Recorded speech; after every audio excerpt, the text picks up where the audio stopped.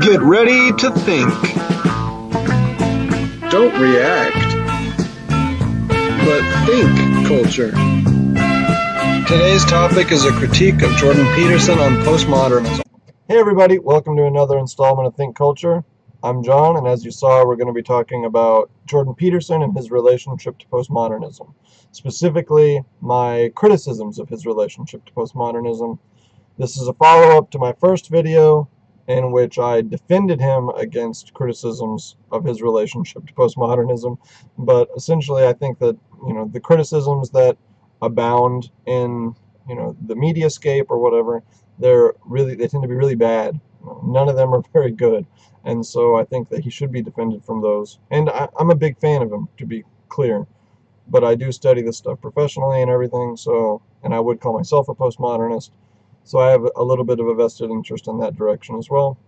But I do think that there are substantive criticisms to be made and substantive dialogue to be had if people actually tried to engage him with serious criticisms rather than attacks. So in this video, I'm going to be addressing my criticisms, and I'm going to be looking specifically at a video of him in an interview with Joe Rogan. And I've seen lots of footage of him, and sometimes he presents things in a little more nuanced way and sometimes in a little less nuanced way. But I think this Joe Rogan interview does a pretty good job of illustrating his basic attitudes and reaction to postmodernism and how he understands it in a way that I'll be able to sort of isolate various points and explain my objection to them. So that's what we're going to be using. I'll show a clip and then talk about it, and then show a clip and then talk about it. And then at the end, I'm also going to show a little clip of the Michel Foucault, Noam Chomsky debate, because I think it'll help to illustrate kind of what I'm saying with what I'm saying about postmodernism and Jordan. So with all that said, let's go ahead and get to the first clip. It turned out that the AI people ran into this problem, essentially sometimes known as the frame problem. And the frame problem is that there's almost an infinite number of ways to look at a finite set of objects. So the fact that vision, for example, turns out to be way, way, way more complicated than anybody ever estimated. In fact, you can't actually solve the vision problem until you solve the embodiment problem. So an artificial intelligence that doesn't have a body can't really see, because seeing is actually the mapping of the world onto action. All right, so there's a lot going on in this clip. He's talking about what he calls the frame problem in the field of artificial intelligence. And essentially this is related, as he says, to the fact that sort of your perspective as regards objects in your visual field, he's specifically talking about vision, it affects the perception of the object and how you perceive the object. Additionally, he's talking about embodiment, which all this stuff also, by the way, goes back to things like phenomenology. The founder of really phenomenology, as we understand it, being Heidegger, who's either the father or the grandfather of postmodern philosophy. So all this stuff actually, and actually Bert Dreyfus, who's an American philosopher, he was talking about things like the frame problem before the field of artificial intelligence really became attuned to it. And he was heavily influenced by Heidegger and Merleau-Ponty, who was a student of Heidegger's and who was doing phenomenology. He wrote Phenomenology of Perception. So these are problems. The way that Jordan Peterson is talking about this and understanding it is actually deeply related to the tradition of thought that at least culminates in postmodern philosophy. But yeah, the idea is that we don't see things as raw sense data. We see them in an embodied way from a particular perspective within a horizon of action. He's talking about mapping action onto the world.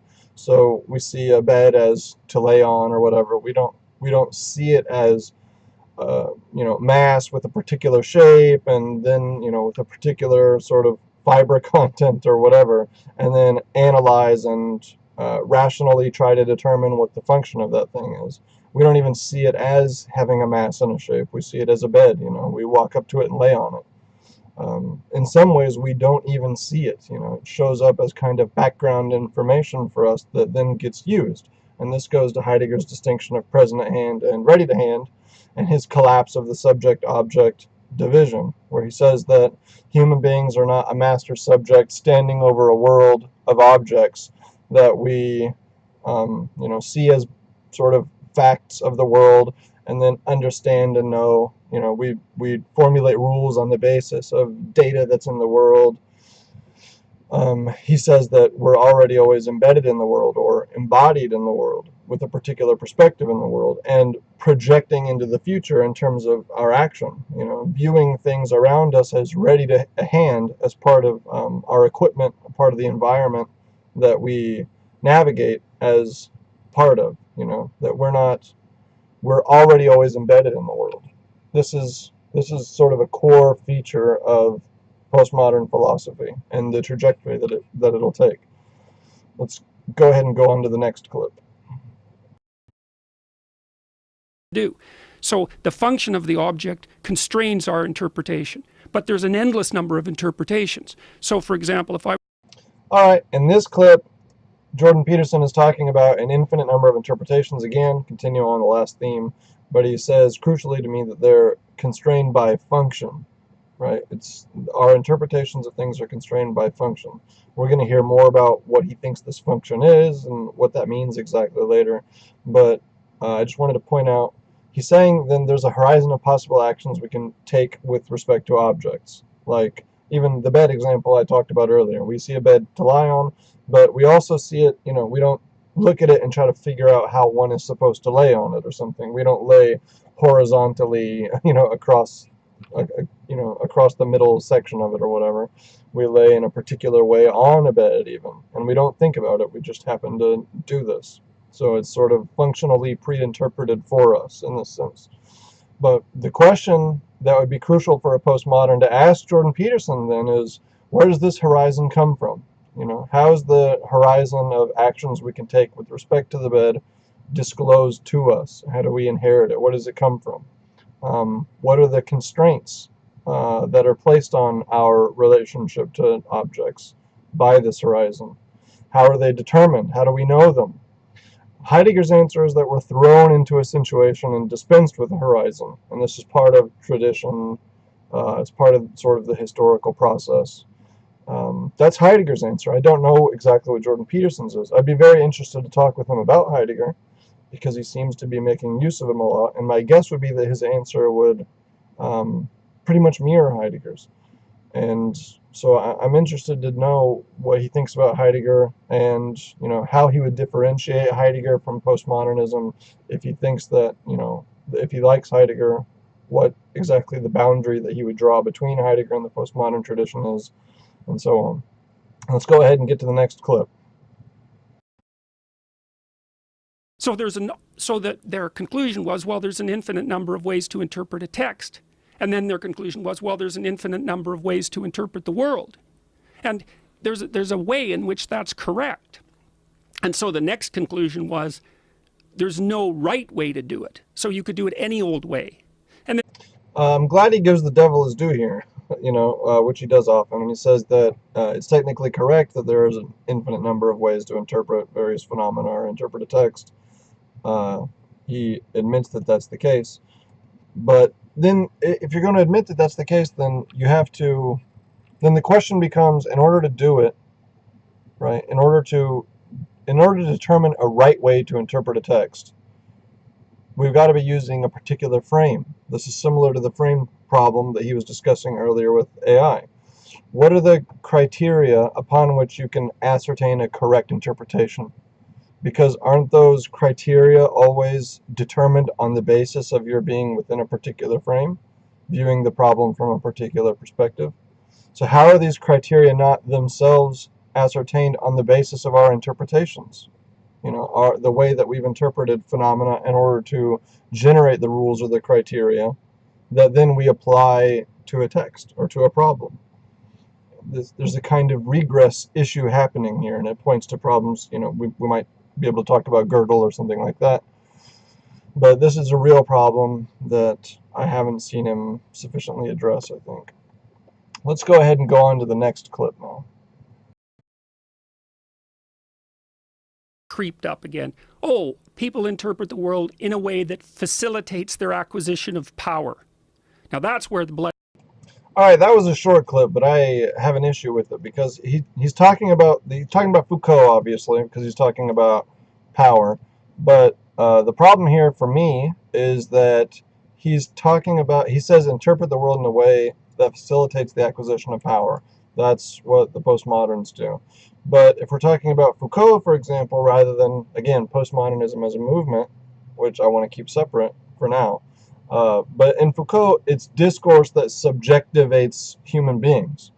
We have, again, this Heideggerian idea, this idea of embeddedness, etc., where we're not, we're thrown into a world of discourse. This is how Foucault basically tries to understand the horizon of interpretation, the horizon of meaning of things around us, etc. And it's this sort of horizon, this discourse that we're thrown into, that constitutes us and brings us into subjectivity.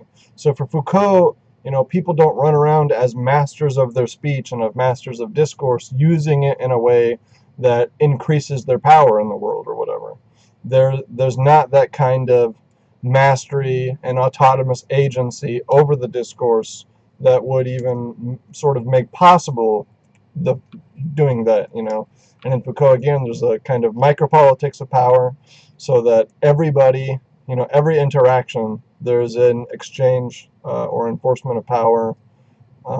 It's not, top down, etc. But yeah, so that's basically the problem I have with this clip. It's short, but I think it is important. Let's go ahead and go on to the next one now. Interpret it. But you have to extract out from the world a game from your interpretation that you can actually play. So if the... All right, guys, so again, we get this kind of functionalist interpretation, this functionalist epistemology from him, the idea that things are interpreted on the basis of their sort of functionality. And he says that you need to interpret the worlds in various ways that keep the game going and enable us all to continue to play together. So this is functional. We interpret things in a way that enables us to continue playing the game together, rather than interpret things in a way that approximates truth or something. So actually this is similar to what he's criticizing in the New Left, where they have also a kind of functionalist mode of interpretation, where he argues that they interpret, and they do as a movement. I think that's totally true, even if it's not necessarily true of particular postmodern philosophers. But he says that they interpret things in order to achieve more power, or to engage in this kind of power play, power dynamic. But the question for me about this kind of stuff would be, are we making decisions on the basis of this functional imperative that we're not aware of? I mean, which is to say, do we wind up doing that? And that's sort of how historical progress happens, or how human evolution happens. Because if we didn't, it would be problematic. Are we aware that we're interpreting things in this functionalist way? Or are we supposed to use a kind of functionalist paradigm of interpretation, or functionalist hermeneutics, in order to guide our interpretation of things consciously? And would we be able to differentiate between the two? Let's go ahead and look at the next clip. So when we're interacting with the world, you see, what we're trying to do is to extract out a set of tools that we can use to function in the world, because we're constrained by the world, so that we don't suffer too much, and so that the things that we need in order to continue can be provided. And we need to extract those out in a way that other people will, so that other people will cooperate and compete with us in a peaceful and maintainable way. So that then you think, well, we have to extract out an interpretation that allows us to live and thrive over multiple periods of time in multiple environments, while we're doing the same thing with other individuals who are motivated the same way. All right, so here we get further elaboration of what he means by function and his functionalist epistemology. He says that we have to get certain tools from the world and interpret things in a way that helps us to thrive and continue to play the game. So again, he's got a functionalist epistemology, but what exactly does he mean? It is of course true that if we did interpret the world in ways that didn't encourage our thriving or didn't enable us to continue to play the game, then that would result in our self-annihilation. And so clearly we have interpreted the world in ways that enable us to continue to play the game. Otherwise, it would be the end of interpretation altogether. So in a sense, of course, it's true that he's that this is correct. But is it simply a historical matter, like I just described, that we happen to have interpreted things in this direction, and that in order for there to be a future for us, we've got to continue to interpret things in this direction? This doesn't say very much about the validity of this mode of interpretation, though, and I'm not clear on why it must apply to all cases, and whether or not what's what's at stake in an interpretation is something like, our continued existence or our annihilation. That's something that happens very frequently. That this would apply to very many of the interpretations that we have to make, and more crucially than that, how do we decide which interpretations would continue to help us thrive, and which, and continue to help us play the game, and which would be destructive and result in, something like annihilation or move us more in that direction? Because this determination, again, has to be based on a particular frame. And our understanding of a particular frame is based on certain interpretations, etc., etc., etc. All right, so this is a problem, and I'm not clear on it. I would like people to talk more with him about it. Let's go ahead and go on to the next clip. All they do is say, well, no, you can interpret the world any way you want. All people are ever doing is playing power games based on their identity, and there's going to be no crosstalk between the... All right, so in this clip, I think that he is correct if we understand him to be talking at the level of practice and how things function in the world, how this ideology functions in the world, the kinds of people who use it, the New Left, etc. But if you think about it theoretically and try to understand it as defining postmodern philosophy in general, rather than a particular movement that is maybe highly influenced by postmodernism, then I don't think so. I mean, just go back to this stuff goes back to what he said about AI. The problem that we realized with the frame problem is that in order to get a grip on the world around us, we need to be embedded in it. That's essentially why stuff about things like identity become important. Your embeddedness in the world is not just a kind of blank slate mere existence where you're standing over objects and then you determine what their use is, what they are, etc. That you take the facts and then based on those facts impose an interpretation. The facts are already always being pre-interpreted. So you're embedded, and identity relates to this. As far as the power games thing, it's also a functional interpretation, just like his. If people decide something based on other than rationality, the question becomes, how do they decide those things? Jordan Peterson's answer is, you decide those things on the basis of what appears to help us continue the game that we're playing together. They answer, you interpret on the basis of what enables marginalized peoples to have more representation in society, etc. So it becomes a kind of power dynamic with them. These are both functional interpretations. They think that we can examine how decisions are made based on the effects of the decision making. This is an important similarity. Let's go ahead and watch the next clip now. Like, let's say if you're a postmodernist, just to have a discussion with someone like you, a heterosexual, what do they call this, cisgendered male of power, and white to boot, it's like that's an evil act in and of itself, because all you're doing by engaging in dialogue with that person is validating their power game. That's all. You see, and this is no aberration that these people don't engage in dialogue. It's no aberration. It's built right into the philosophical system. They regard the idea that if you're in one power group and I'm in another, the idea that we can step out of that group, engage in a dialogue, have our worlds meet, and produce some sort of understanding of each other. Yeah, some sort of negotiated understanding. No, that's part of your oppressive patriarchal game. That idea, that whole idea, is part of your game. Alright, so in this clip there's a couple different things going on. One of the things I wanted to talk about is this stuff about intersectionality, which I think it's both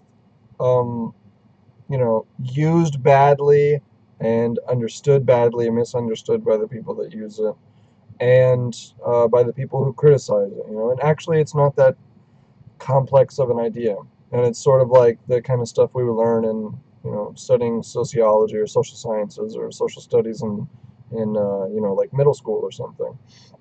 This idea that everyone is part of many different groups, and it means different things. It has different effects on how they view the world, etc. So it's like you're a student and a male and a son and someone from the Midwest and all this kind of stuff. You're part of tons of different groups, and this has an effect on who you are. And I don't think it's very complex.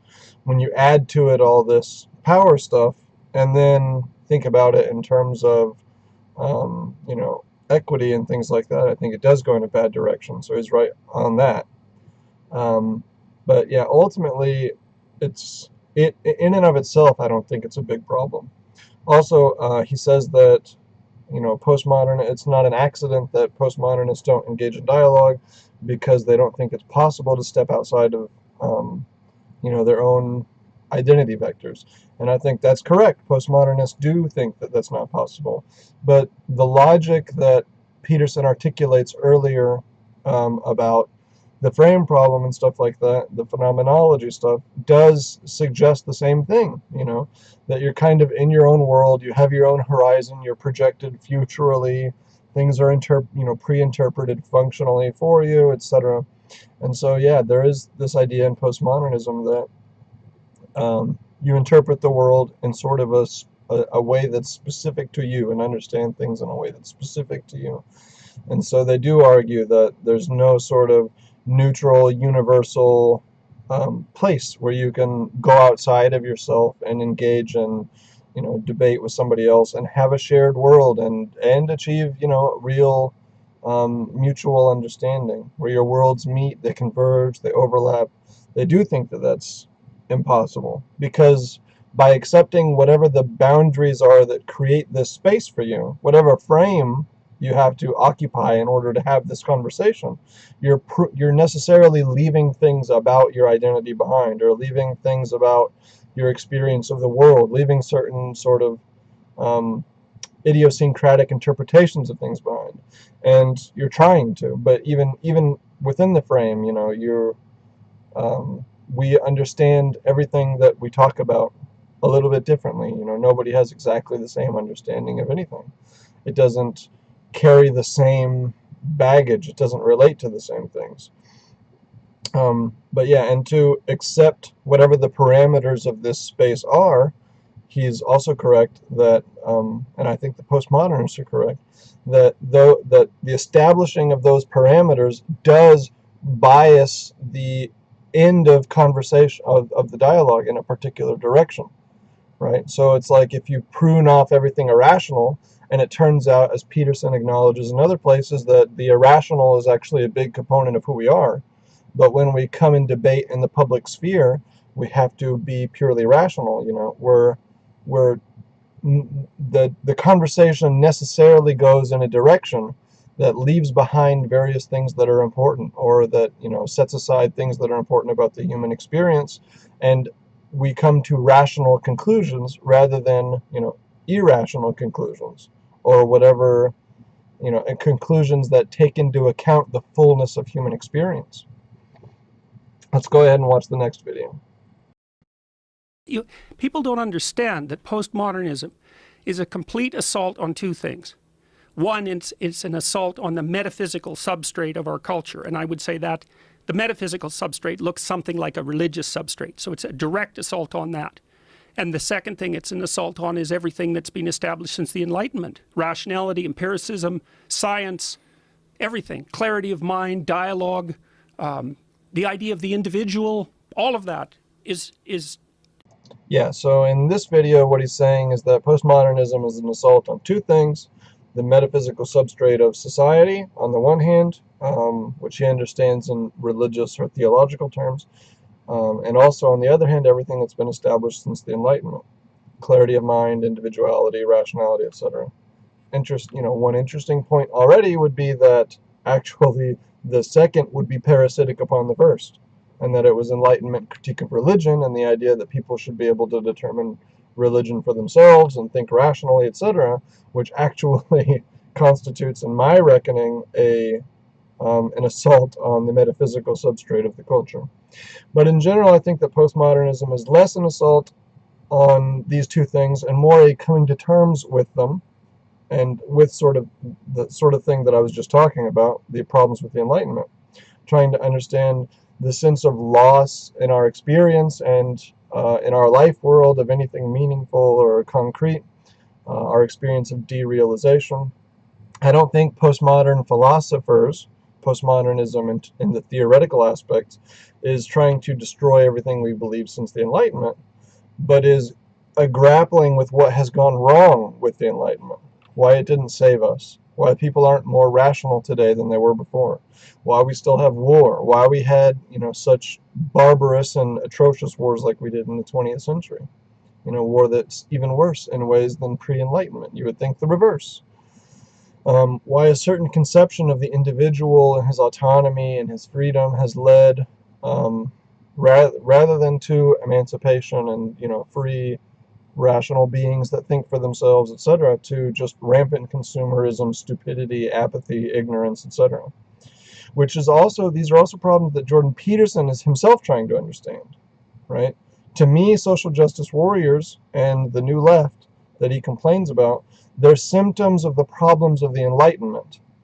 The problems that he reflects on are problems of the Enlightenment, as I said about the first thing in this section, where it was precisely this preferencing of individual reason, our ability to think for ourselves, etc., our ability to choose our own religion, separation of church and state, that has led to the destruction, the devastation of the religious or theological substrate of society. This is part of the Enlightenment project that causes this former problem. So to me, all of this stuff, the New Left, it's a reaction to the problems of the Enlightenment rather than a product of postmodern philosophy. What would have to be asked to Jordan is, he thinks of this as a reaction as well, but the question would have to be, why is this a reaction, to the Enlightenment? What about the Enlightenment has generated this reaction to it? Where does it come from? Are they just, we developed this sort of Enlightenment utopia for ourselves and they're just naysayers, or what? What exactly are the problems that postmodern philosophy is trying to grapple with? And where is their real origin, Because the origin has to be prior to the theoretical edifice, right? Let's go ahead and go on to the next clip. To this, and it could be a lot of it is that people feel disenfranchised socially. Okay, so that was obviously Joe Rogan talking rather than Jordan Peterson, but I think this is an absolutely crucial point, even though it's short, and I think Joe Rogan is completely correct. He says a lot of this might be people feeling disenfranchised socially, and yes, that is exactly correct. These are issues. There are issues internal to the Enlightenment that generate the postmodern situation, the crisis that people feel down to their core of the world that we live in, and postmodernism as a philosophy, in the the theoretical aspects of postmodernism, the postmodern theory. This is an attempt to grapple with this crisis and understand what the problems with, and not to attack the Enlightenment or to attack Enlightenment philosophy, attack Enlightenment values, but to understand what about them has produced this crisis.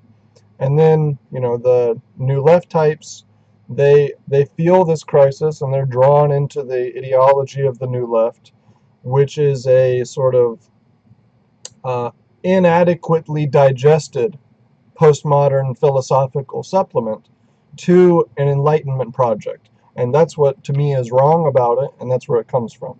Let's go on and go to the next video.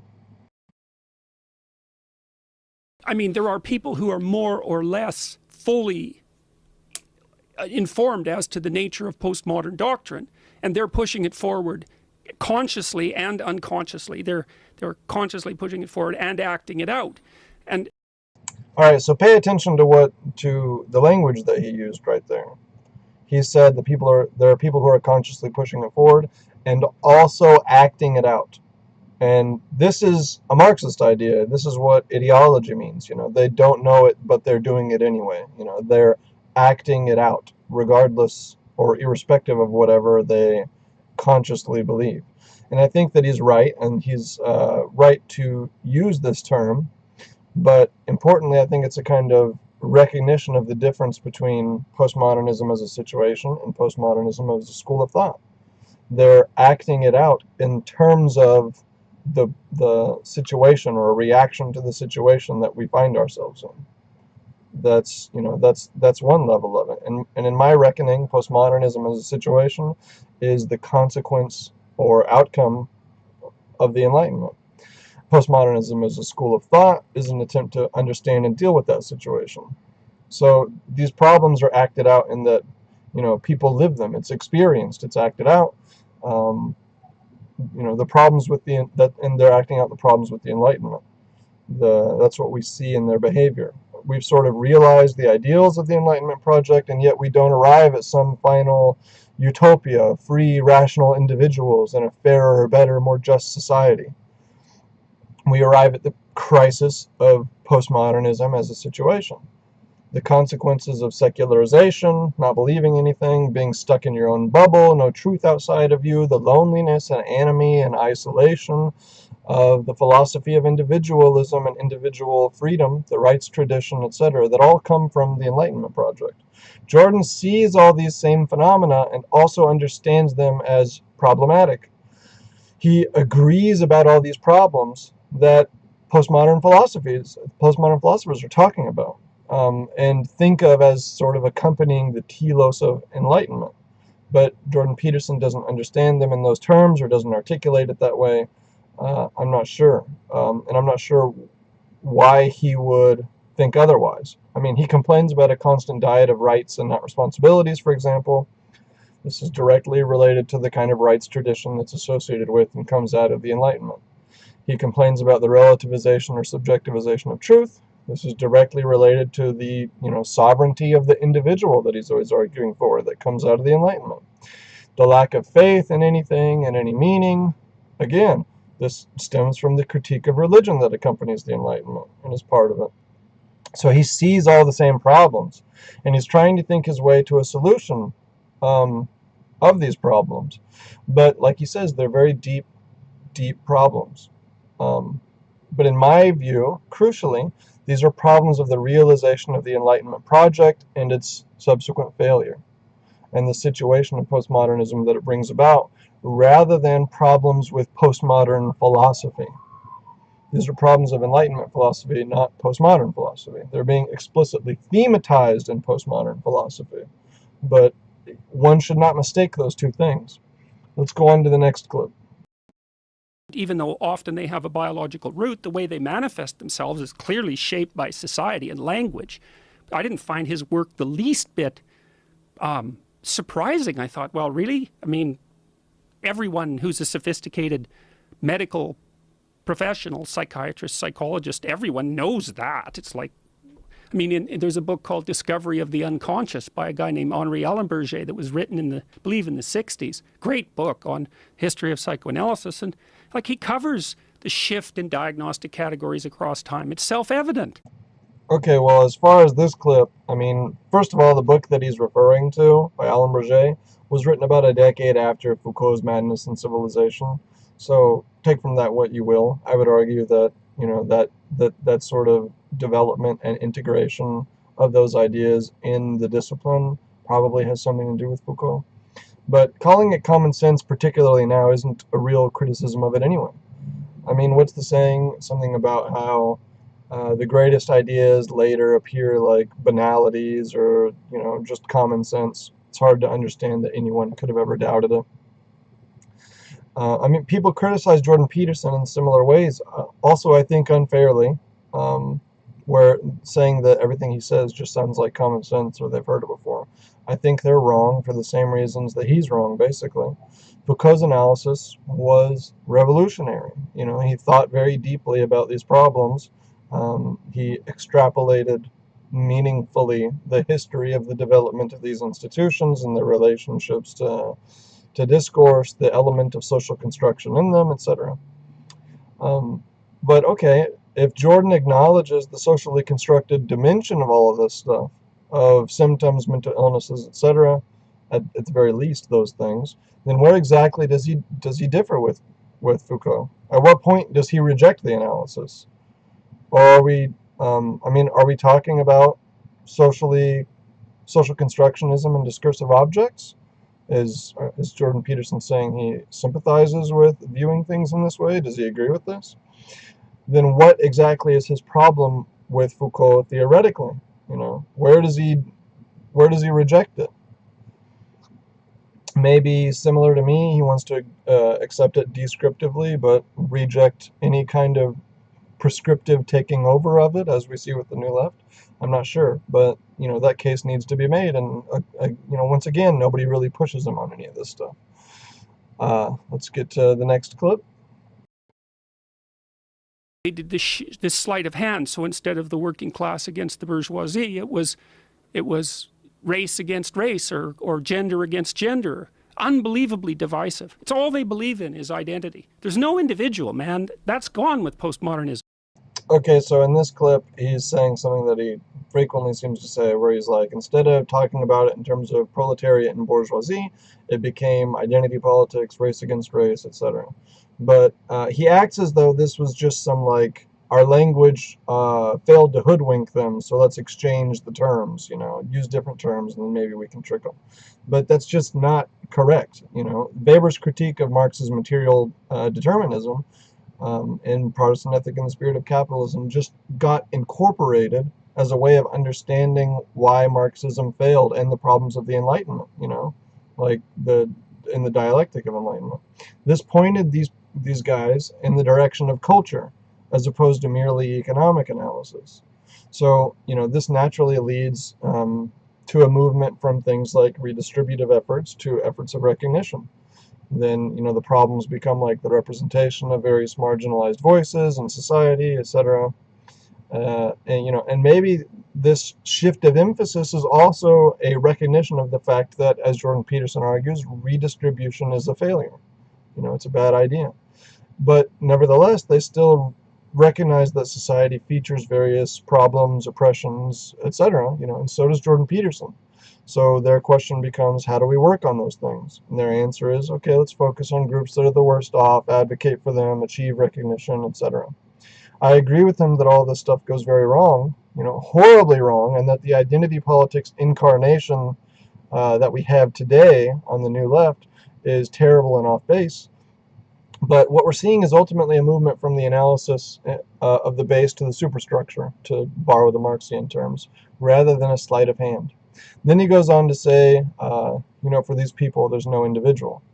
Well, they argue that the individual consists of a matrix of various collectivities. This is the intersectionality sort of thing that we were talking about earlier, where you're a part of many different groups and these inform who you are, which he sometimes does too, refer to this collective dimension of the self. Specifically, I've heard him talking about gender identity and has said to his interlocutor that this identity is collectively or socially negotiated. You don't get sort of just fiat, and say, I'm this, and then everyone has to accept it. There's, a social contract that emerges about even our identity and things like that. That's what that means. And in my opinion, he's right about it. There has to be this collective dimension to the self. But yeah, in postmodern philosophy and on the New Left, to some extent, again, partially digested, there is this critique of autonomy and isolation of the individual self. But this isn't limited to them. Jordan Peterson knows, for example, the same sort of stuff. He's familiar with the same critique and the same problems of the idea of the lonely, isolated self. He has to be from his own practice. What is the unconscious? Where does the unconscious come from? Is it at the mercy of the machinations of the individual conscious ego? Absolutely not. Also, in my view, I take very much the opposite stance and say there's too much of the Enlightenment individualism or ego in the New Left. That's where all the stuff they say, like, I can determine my own truth comes from. It's where my gender is whatever I say it comes from. It's where I have a right not to be offended comes from. They have too much individualism, not too little. Then he goes on to talk about authoritarianism, and I agree with his objections to this movement and its authoritarianism, but then again, he recommends people to stop taking all these classes. I think that's totally wrong, and he wants to maybe get scrutiny for teachers or teachers fired or something like that who teach this kind of stuff. I think it's totally wrong. Similar to the countering speech with bad speech with better speech, I think what's needed is more knowledge and understanding of this stuff. It needs to be fully digested. Because actually, I think the best critiques of the New Left come from postmodernism and people like Derrida and Foucault, and that they're crucial resources for understanding the failures of the Enlightenment, which I see as being part and parcel with the failures of the New Left. And these are problems, again, that Jordan Peterson himself recognizes, problems with the Enlightenment, although he might not refer to it in that way. And I think, as I have said before, these are resources he makes use of. He seems to have a Heideggerian and or phenomenological view on a lot of different things, despite, railing against postmodern philosophy. But the real problem is that postmodernism, as represented by the New Left, only goes halfway. They use it as a critique of society, not realizing that it's also a critique of any alternative to society, and of their own worldview, and of their own position, and of their own critique. But they, like Jordan Peterson, are functionalists, and it's not useful for them to understand that their criticism of this or that, of the way that society works, certain oppressions, etc., also applies equally to any possible alternative, to any other way. This is what Foucault was saying to Chomsky in their debate. Let's go look at this really quick. Je dirais simplement ceci. Je ne peux pas m'empêcher, contrairement à ce que vous pensez, je ne peux pas m'empêcher de croire que cette notion de nature humaine, cette notion de bonté, de justice, d'essence humaine, de réalisation de l'essence humaine, tout ça, ce sont des notions et des concepts qui ont été formés à l'intérieur de notre civilisation, dans notre type de savoir, dans notre forme de philosophie, et que par conséquent, ça fait partie même de notre système de classe, et qu'on ne peut pas, aussi regrettable que ce soit, on ne peut pas faire valoir ces notions pour décrire ou justifier un combat qui doit en principe bouleverser les fondements même de notre société. Il y a là une extrapolation dont je n'arrive pas à trouver la justification historique. Did you guys catch that? This to me is extremely important, right? I mean, Chomsky hates postmodernism. You can find all kinds of clips of him criticizing postmodernism and the like. Foucault is the postmodernist here. Chomsky is the Enlightenment figure, right? He represents the Enlightenment tradition. And what's happening in this debate? Well, as you saw, the crux of the issue for them is that Chomsky wants to demolish sort of the old order and reconstruct it. That's the Chomskyan position. Foucault is arguing that this is an impossibility, and that any sort of reified conception of human nature is problematic. He says that our system, our society features certain marginalizations, repressions, exploitations, oppressions, etc. And that's true, but what are you going to do? Fine, tear it down and build a new one. You won't eliminate exploitation, oppression, etc. that way, because every conceivable system is subject to these same criticisms. And you're a limited, tiny Euclidean mind who is conceiving of this new system from within the current one, from within this life world, the mental space of a citizen of our world. Your other world will be constructed within the borders of these very same categories. And whatever in our norms, institutions, etc., might turn out to actually be doing good, blunting all these negative effects, you risk doing away with because you don't fully understand what they're doing. Like, there are certainly problems that accompany our educational system, for example. So what do? You do away with it? A world without it is unimaginable. Particularly our world simply minus this one thing. The effects of just this one change are inconceivable. It's like, the butterfly effect. You get rid of it, you might fix some problems, you create new ones. Maybe much more serious, much more disastrous problems. For example, what I like to talk about like this is marriage. Marriage as an institution in the United States. And again, I'm not saying that I think that the changes that we've made are bad or wrong, or I would want to go back. That's not the case necessarily. But but there are problems, right? So, for example, it seemed to work like there are problems with the old system. Women lacking self-determination, autonomy, being stuck with potentially abusive husbands, dependent on them for survival, etc., etc. So the progressive idea was, let's fix it. Oh, it turns out that actually fixing that results in massive divorce, all kinds of legal problems regarding who gets what, custody, etc. A situation where a huge percentage of kids now grow up in single-parent homes, and these kids are vastly more likely to drop out of school, go to prison, do drugs, etc. So you make this one little change, you increase crime, you increase drugs, you waste sort of whole segments of generations of children who are thrown into this this world that's bad for them. They don't know what to do about it. It sends them in a bad direction. It's like, oops. The secret truth is that Jordan is right, and that the SJW types, the New Left, postmodernism, is sort of counter-enlightenment, reactionary even.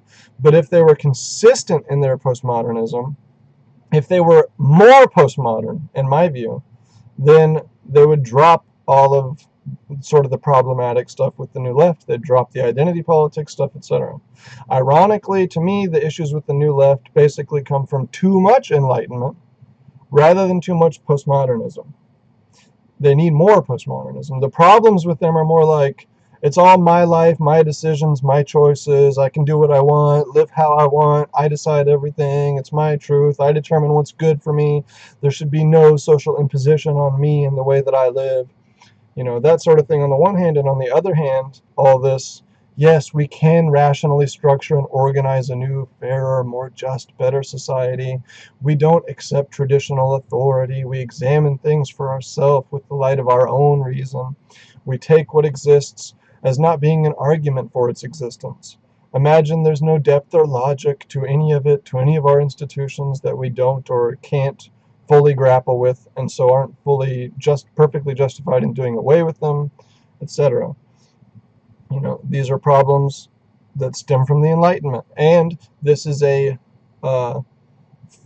kind of attitude about society and about revolutionary change and things like that we see, for example, in this last debate, coming from Chomsky, the Enlightenment figure, rather than Michel Foucault, the postmodern figure.